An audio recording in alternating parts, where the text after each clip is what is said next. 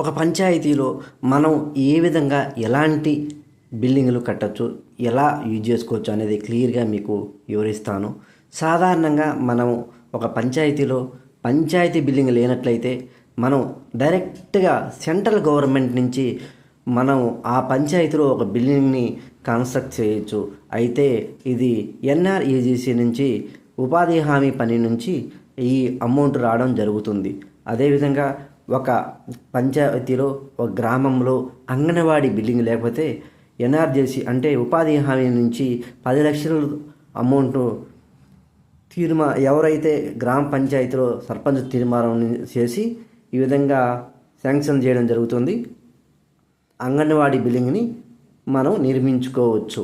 అదేవిధంగా ఇంకా చాలా వెసులుబాట్లు ఉన్నాయి.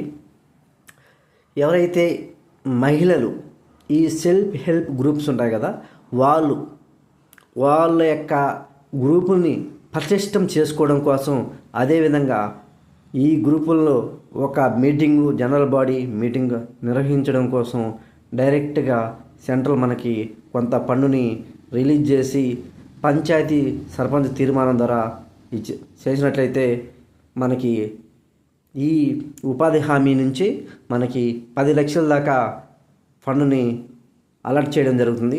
మనం చక్కగా మన గ్రామంలో మన పంచాయతీలో మనం ఆ బిల్డింగ్ని నిర్మించుకోవచ్చు. అదేవిధంగా ఇంకొక వెసులుబాటు కూడా ఉంది.